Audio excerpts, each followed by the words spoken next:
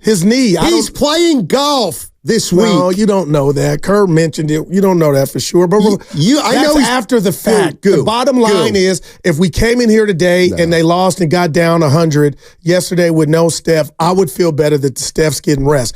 I've been telling you inconsistent, and anybody that would listen, maybe New York's the game, even Toronto. But now here we are. It was just fatigue. Now we got a name. So Bursitis. I don't know exactly what that is, but my point is, Coach Kerr, if you read between the tea leaves there, he said they missed the opportunity to rest him. I'm going to say it. And this could be delicate. This is the form of homerism that I can't stand.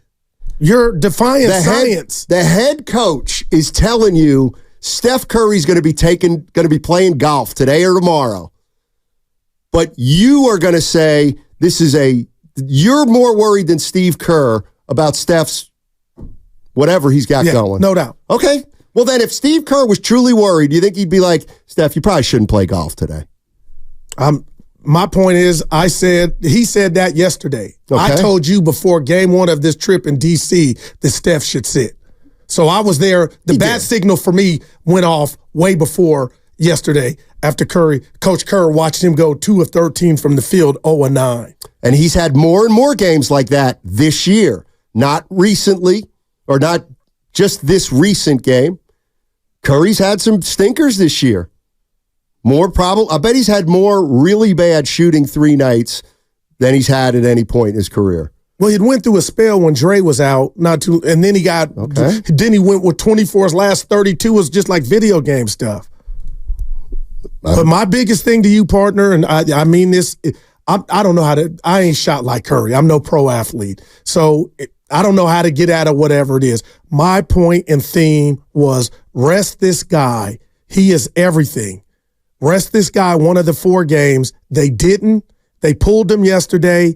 And I got bad residue from yesterday because he was in there and he was awful. They were awful. So what pisses you off more than anything else is that instead of playing 0 minutes, Curry played 16. And you got your ass kicked in those 17 minutes. I just don't. Yeah. I don't see the Boston. They sent the message. Remember, you were like, they were trying to send it. They sent it. Curry was on the floor, and it was so ugly. The starters for the first time under Steve Kerr, Curry, Dre, and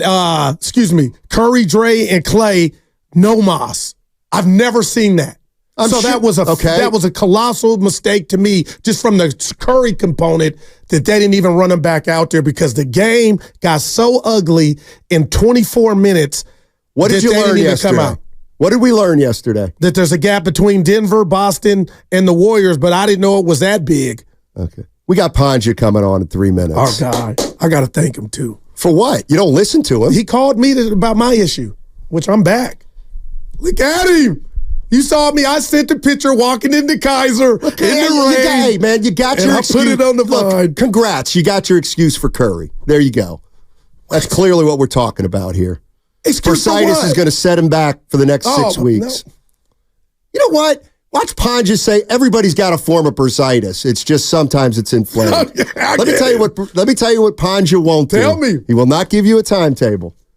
Because I listened to the whole thing and he said, that's scary. He could be back soon. All right. The chef is it, Steiny. This is, if we're going to make some noise, and I'm saying we, Spadoni, his new thing, we. But yeah, I'm saying we. Steph's got to be right. So does Doncic for Dallas. Like, I'm sorry. Every time I say, the Warriors, they're one injury. Well, so is Dallas. So is that. Okay. Well, I'm going to do what everybody does to me. Because normally that's what I do to you. Steph Curry is 36. He's played 57 of 60 games. What are we doing? He's been as healthy as any superstar in the league. But this injury could have come from a blow. He's knocked knees. It did come from a blow. That's according to Pandya. We'll get more insight from the good doctor. But I'll tell you what. Somebody tell Pandya to downplay this thing. Otherwise, Guru is going to have a heart attack. I got it out in the first segment. No, I'm good. We'll ask him about golfing. Would you advise Steph to golf with bursitis? Would you put that on the prescription? Like, that to me is, he told me to stay off of what I was doing.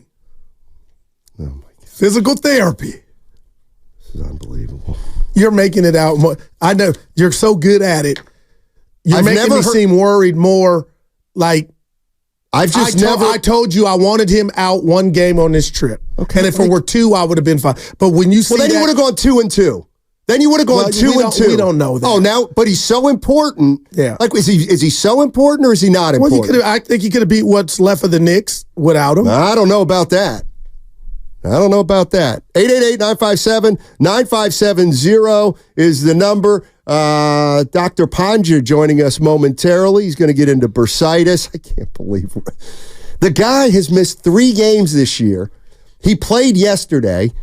All indications are he'll play Wednesday. But let's go to somebody who knows more than I do about medicine, Dr. Nirav Pandya. Hey, Doc, how you doing? I'm doing good. How are you guys doing? Hanging in there, Doc. So can you calm Goo down, Doc? Can you calm him down? Thank you.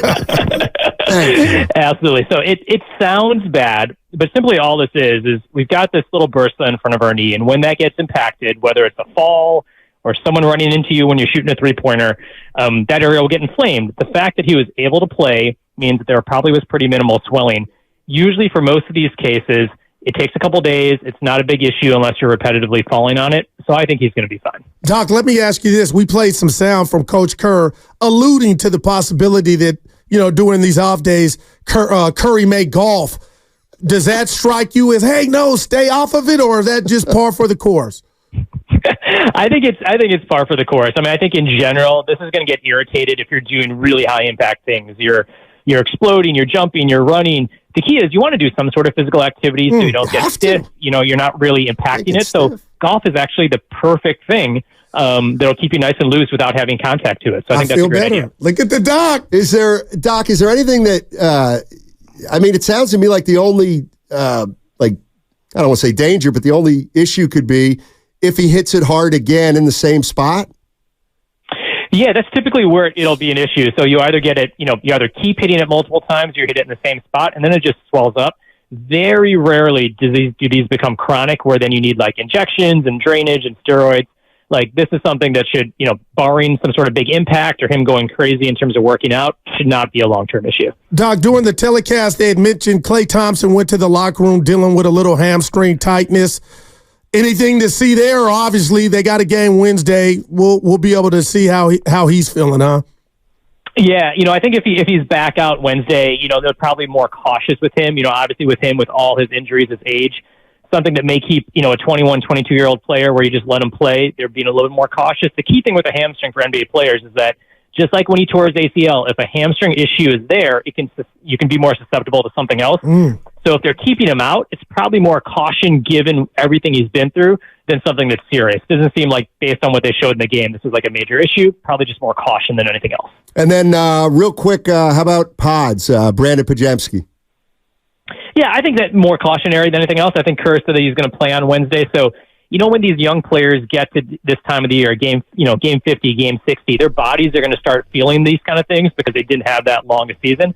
So it's not unexpected for a guy like TJD or Pod to start having these little things creep up because they're hitting longer than they did before in their prior season. So once again, I think they're being safe. Rick Celebrini is very cautious with these players.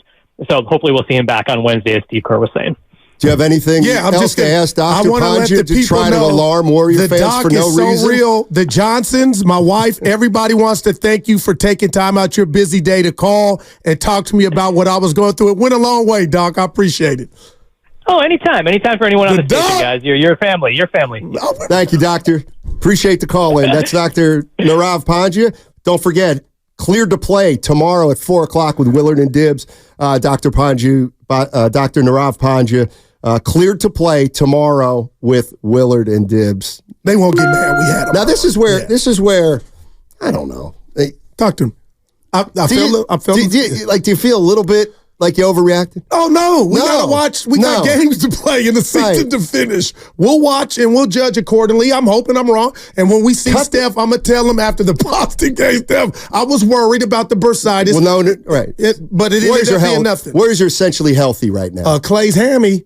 Warriors are essentially healthy. They're probably one of the healthiest teams in the league. And as Dr. Pandya said, and I'm sure the entire Bay Area said, golf might be the perfect thing to do. I did hear that. I heard it. All right, so what about for guys with no hips or one? You hip? should have. Evan would have failed. We missed. I love Pandya. It's not really his area of expertise, the hip.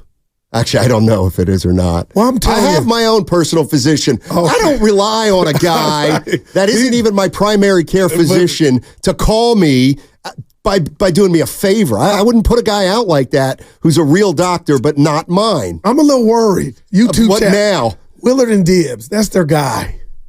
He did us a solid. We're family. He's paid by Odyssey or the sponsorship or whatever it is. I got you. They come in here at 145. I can see Dibbs and Willard.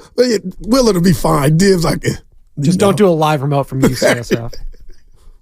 Spadona's back. All right. Well, Sonny looked at me like he kind of wanted to. Well, that okay. Now what? Now what? Your rest. Steph's healthy. Now what? We just try to improve that record again. Okay. Hey, you know what? Everything works itself out. You got Dallas. You got the Lakers. They are going to control their fate, and that's all you can ask, Steiny. I do hate that record, and I know it's kind of skewed because Draymond was out for blah, blah, blah. But the bottom line is, it wasn't just the strategy against Jaylen Brown. Obviously, that didn't work. What didn't sit well with me is offensively they couldn't do. They were getting guarded. Right. That's right. And I know every team is not Boston, and I get that, but we said that when Denver, the 34th, said every team's not Denver. Right. So when does that kind of... They can't beat good teams consistently. This year, they have beaten poor teams. They cannot beat good teams consistently. Man. That's where we're at. That's why they are not a threat right now to make a run. They have to beat some good teams at some point from this point to the end of the season before anybody in here could realistically think, well, we'll still play Denver or Oklahoma City or Minnesota in the first round. And even though they swept this, we're going to... No, that's not how it works.